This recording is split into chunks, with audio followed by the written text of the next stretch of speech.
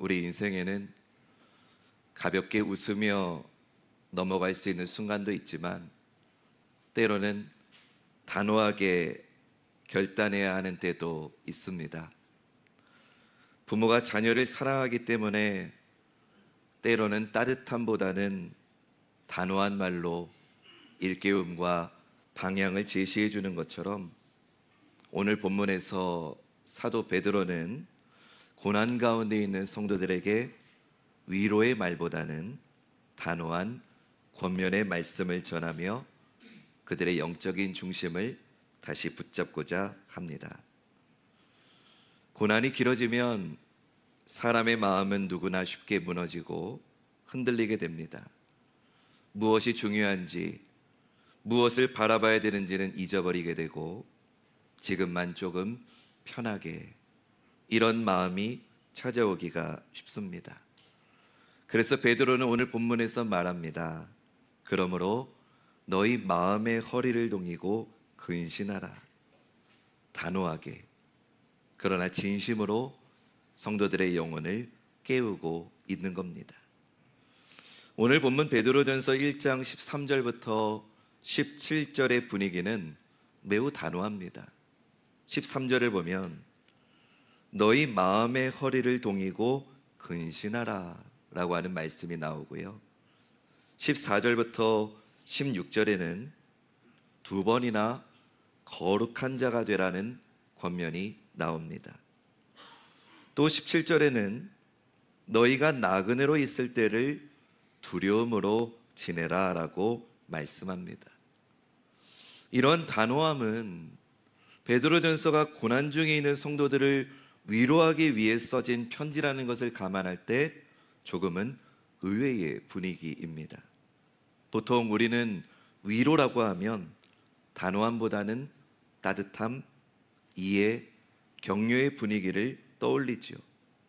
그러나 때로는 어쩔 수 없이 단호하게 말해야 할 때가 있습니다. 어느덧 우리 곁을 떠나가신 지 1년이 훌쩍 넘었네요.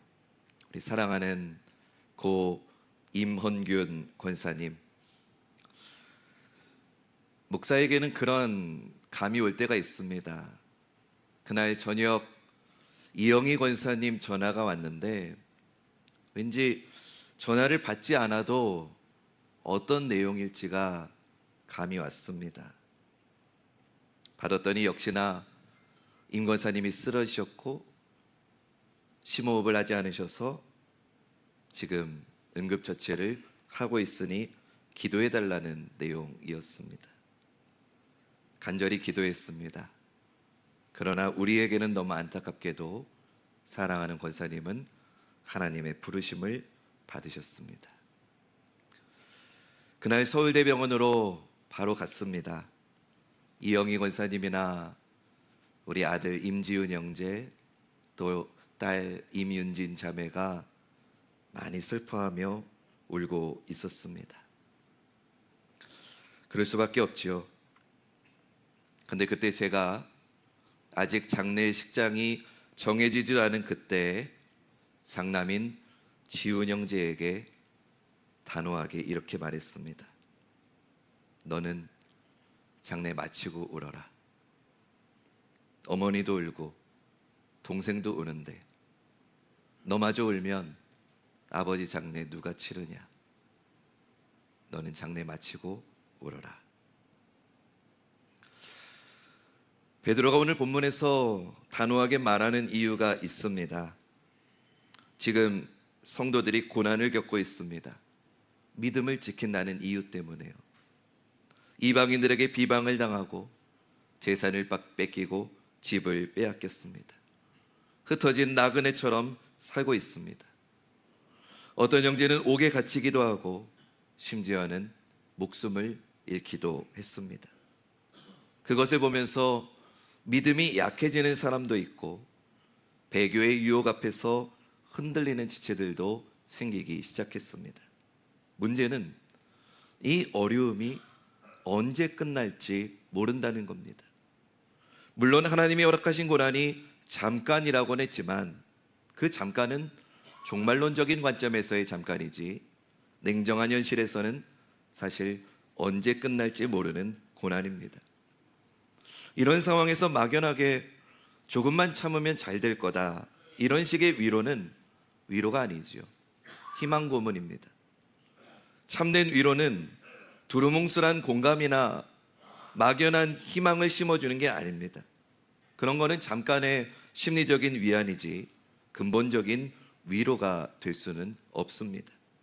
참된 위로는 현실을 직시하게 만들고 그 속에서 고난이 가지는 의미를 믿음으로 해석해 줄 때 생겨납니다.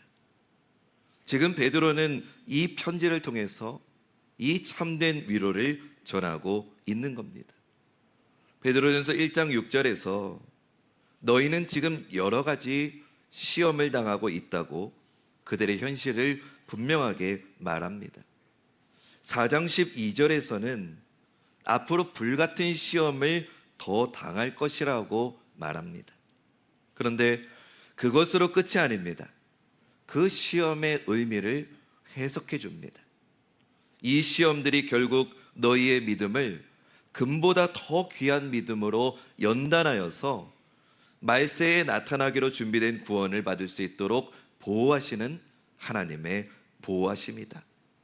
그래서 너희가 보지 못하는 주님을 말할 수 없는 영광스러운 즐거움으로 기뻐하는 자리로 너희를 이끌어가는 하나님의 손길이 지금의 고난이니 그 고난당하는 것을 이상하게 여기지 말고 그 고난 때문에 낙심하지도 말고 오히려 기뻐하라고 해석해 줍니다. 고난이 실패나 능력 부족의 결과가 아니라 우리의 구원을 보호하시는 하나님의 복된 간섭의 증거라는 하나님의 말씀입니다. 근데 여러분, 우리는 이런 하나님의 말씀이 참 와닿지 않는 시대를 살고 있습니다. 성도가 받고 누리는 구원이 얼마나 놀라운 것인지는 말하지 않고 그저 예수 믿고 세상에 복 받는 것만 말하는 시대가 된 것 같습니다. 그러나 사랑하는 여러분, 그렇지 않습니다. 구원은 창세전의 하나님의 계획이 모든 하나님의 지혜와 능력과 사랑과 열심으로 나타나서 우리 각자에게 임한 하늘의 은혜인 줄로 믿습니다. 이 하늘의 은혜는 구약의 선지자들도 다 알지 못하고 다 누리지 못한 것이고 하늘의 천사들도 살펴보기를 원하는 신비스럽고 놀라운 것입니다. 그런데도 이 놀라운 구원의 여정에 부르심을 받은 교회와 성도들은 이 구원의 영광에 별 관심이 없습니다. 거기에 소망을 두지 않습니다. 오직 이 땅에서 더 많은 복을 받는 데만 관심이 있습니다. 여러분, 우리에게 있는 죄의 본성과 그로 인한 허망함이 이렇게 크고 깊고 넓습니다. 그대로 두면 금방이라도 우리는 구원을 발로 차버리고 썩고 더럽고 쇠하여질 세상의 것들에 온통 다시 우리의 마음을 빼앗기게 되는 존재가 바로 우리입니다. 은혜로 구원을 받았음에도 그렇습니다. 이런 우리에게 필요한 것이 무엇입니까? 시험입니다. 고난입니다. 시대에 따라서 또 각자의 상황에 따라서 형태는 다르지만 여러 가지 시험은 우리의 마음을 헛된 것에서 돌이키게 합니다. 하나님께서 주신 구원의 산 소망을 다시 바라보게 하는 하나님의 간섭이 시험입니다. 마지막 때에 나타나기로 예비하신 구원을 얻게 하도록 보호하시는 하나님의 지혜이고 하나님의 능력이 시험을 통해서, 고난을 통해서 오는 것입니다. 그러므로 성도는 고난을 당할 때 내가 지금 하나님의 손길에 붙잡혀서 복된 구원의 완성을 향해 가는 중이라는 것을 알아야 됩니다. 더 굳건하게 믿음의 길을 걸어야 합니다. 제가 지훈 형제에게 단호하게 말했던 것처럼 단호한 어조가 아니면 이 거룩한 순례의 길에 부름받은 부르심의 소망을 우리가 잊어버리기에, 또 나약해지기에, 낙심하기에 베드로의 위로는 지금 이렇게 단호한 분위기로 이어지는 것입니다. 우리 이런 단호한 분위기를 기억하면서 오늘 본문 13절 말씀을 함께 읽어보겠습니다. 시작.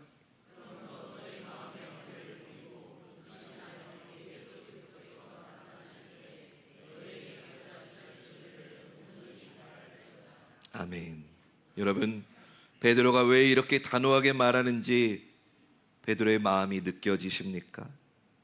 여러분, 구원은요, 이동입니다.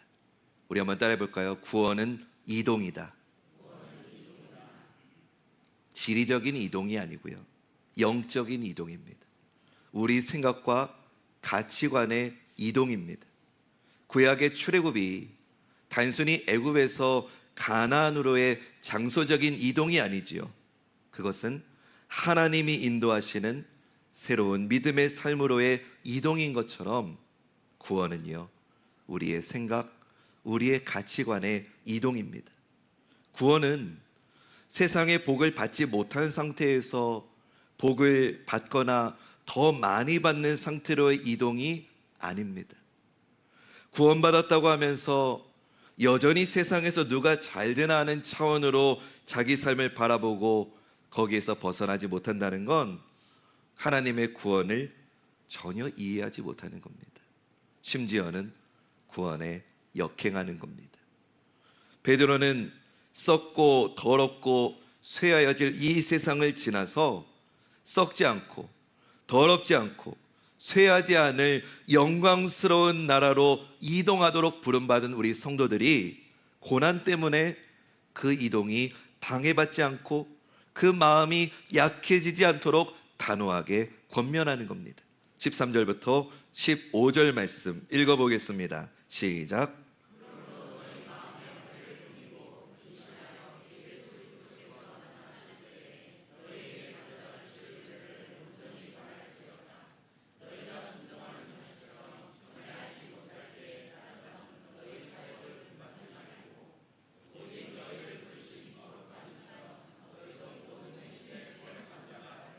아멘. 예수님께서 다시 오실 때에 주실 그 구원의 완성을 소망하면서 지금을 거룩하게 살라고 합니다. 죄된 삶에서 거룩한 삶으로 이동하라고 말합니다.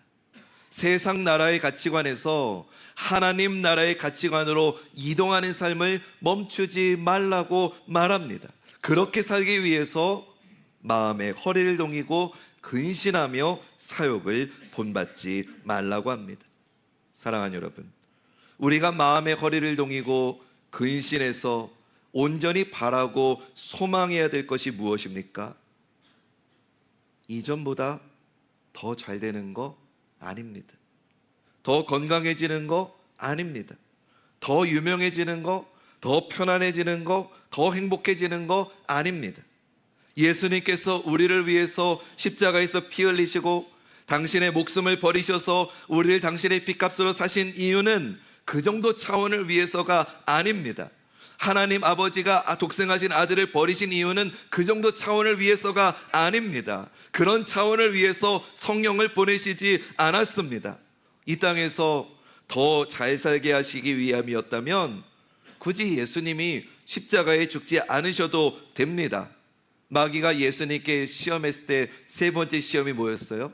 너 나에게 딱 한 번만 절하면 십자가 지지 않아도 돼. 천하 만국을 너에게 다 줄게. 이지 않았습니까? 더 건강하고 더 오래 살고 더 행복한 삶을 주기 위해서라면 굳이 성령이 오시지 않아도 됩니다. 그럼 무엇을 위함일까? 오늘 본문 18절과 19절이 우리에게 알려줍니다. 읽어보겠습니다. 시작.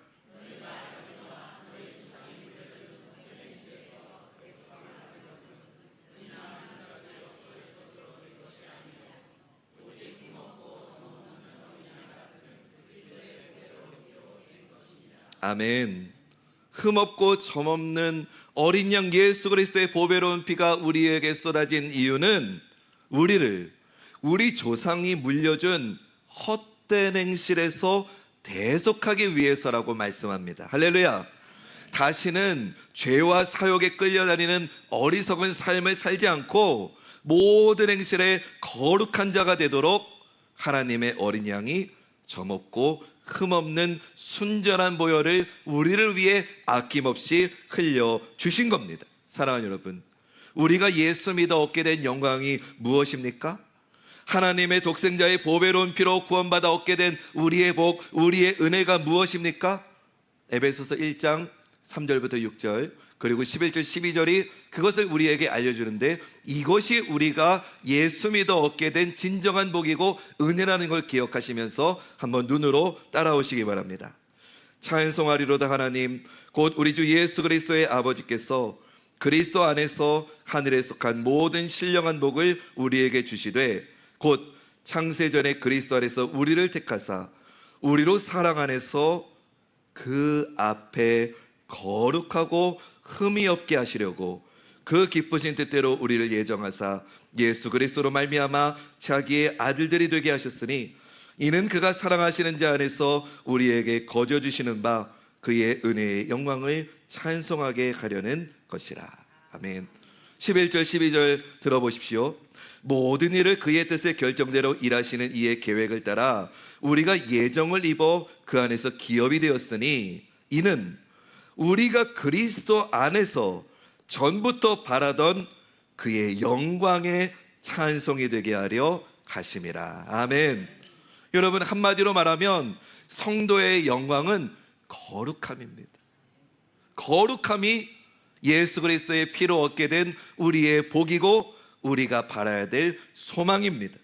우리가 예수 그리스도 안에서 전부터 바라던 하나님의 영광의 찬송이 되게 하려는 것, 그것을 위해서 하나님의 어린 양이 점없고 흠없는 보혈을 흘려서 우리를 구원하신 줄로 믿습니다.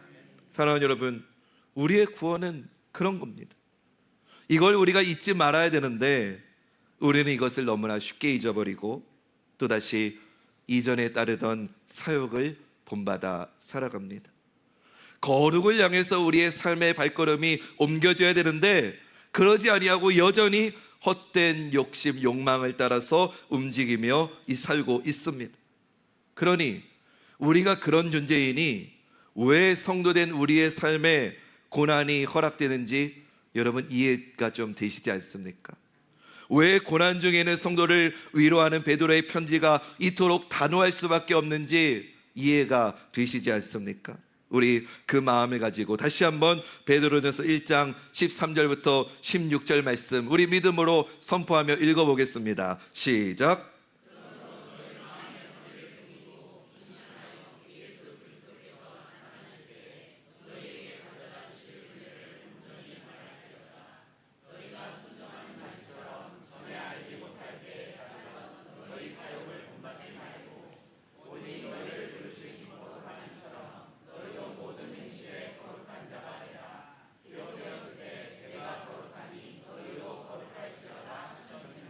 아멘.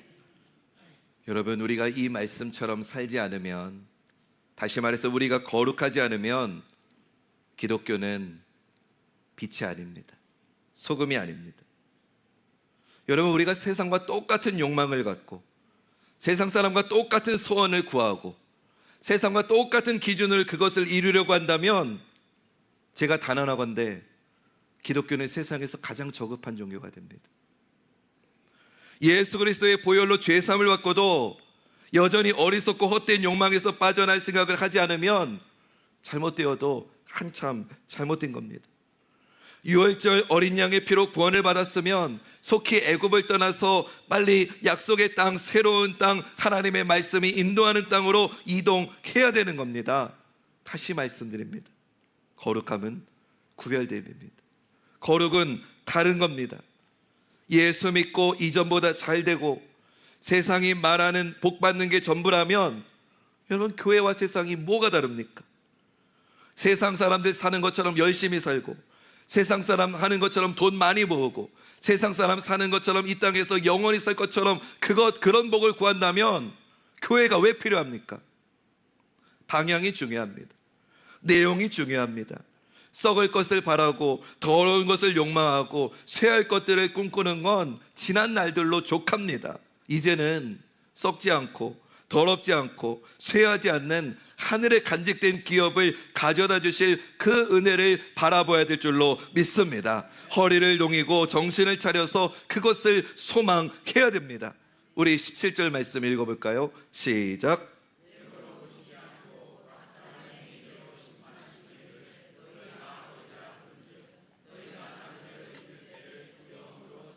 아멘. 이 말씀에는 하나님의 심판의 기준이 담겨 있어요.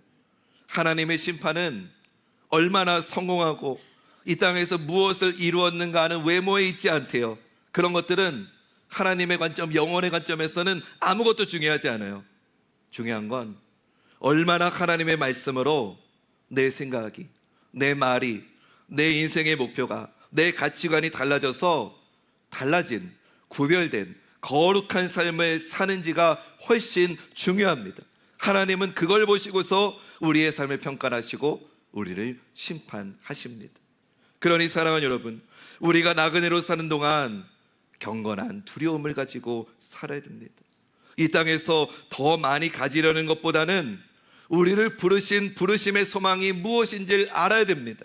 그것을 위해서 하나님이 쏟아부어 주신 하나님의 사랑, 하나님의 능력, 하나님의 지혜, 하나님의 열심이 어떠한 것인지를 알아야 됩니다. 지금도 우리를 하나님이 어떻게 보호하고 계신지를 알아야 됩니다. 그래서 모든 행실에 거룩한 자가 되기를 힘쓰는 저와 여러분 되시기를 주님의 이름으로 축원합니다. 거룩은 구별됨입니다. 거룩은 달라지는 겁니다. 하나님은 세상 전체를 바꾸시기 전에 먼저 우리 자신이 달라지고 변화되라고 말씀하십니다. 그래서 때로는 단호하게 말씀하십니다. 결정적인 순간에는 단호할 수밖에 없습니다. 그러나 여러분 기억하십시오. 그 단호함은 사랑을 전제로 한다는 것을 말입니다. 임권사님 장례 마치고 마지막 화장 예배를 마치고 나서 제가 지은 형제를 손을 잡아주면서 이렇게 말했습니다. 내가 모질게 말해서 미안하다. 그럼에도 잘 버텨줘서 너무 고맙다. 우리도 마찬가지 아닐까요? 베드로도 마찬가지 아닐까요? 베드로가 단호하게 말하는 이유는 고난으로 인해서 무너지기 쉬운 우리의 마음을 붙들어주기 위함입니다. 고난의 현실을 모른 채 위로하는 게 아닙니다. 고난을 분명히 인정하면서 지금이야말로 믿음의 방향을 분명히 해야 되고 거룩함을 향해 계속 걸어가야 될 때라는 걸 알려주는 겁니다. 우리가 지금 겪는 모든 시험과 어려움은 그냥 주어진 게 아니에요. 우리를 이전의 헛된 사역에서 돌이켜서 구별된 삶으로 인도하시려는 하나님의 은혜의 손길인 줄로 믿습니다. 그러므로 성도는 고난의 순간에 낙심하거나 멈추는 게 아니라 오히려 더 단호하게 마음의 허리를 동여매고 예수 그리스도 안에서 주실 영광의 은혜를 바라보며 거룩함을 향해 나아가야 됩니다. 사랑하는 여러분, 우리에게 허락된 고난의 시간은 결코 우연이 아니고 단순히 지나가는 고통 아닙니다. 그것은 우리를 구원받은 자답게 거룩함을 향해 계속 이동하라는 하나님의 강력한 부르심입니다. 성도는 이 땅에서 나그네로 살아가는 사람임을 매주 말씀드리고 있습니다. 그래서 우리는 세상의 성공이 아니라 우리의 삶이 얼마나 거룩한 방향으로 이동하고 있는가를 더 중요하게 여겨야 됩니다. 지금 우리의 걸음이 예수 그리스도의 피로 구별된 삶, 거룩한 삶을 살고 있다면 그것이 곧 우리 성도의 영광인 줄로 믿습니다. 그러므로 오늘도 우리의 마음의 허리를 동이고 정신을 차려서 예수 그리스도께서 다시 오실 때 우리에게 주실 영광의 은혜를 온전히 바라보십시다. 범사의 거룩함에 힘쓸 수 있는 저와 여러분 우리 모두가 되기를 간절히 축원합니다. 고난 중에도 우리를 붙잡으시고 거룩함의 길로 이끄시는 하나님 아버지의 선하신 뜻을 기억하며 결정적인 순간마다 단호하게 믿음의 방향을 선택할 수 있는 우리 사랑하는 관악중학교의 모든 성도님들 되시기를 주님의 이름으로 축원합니다.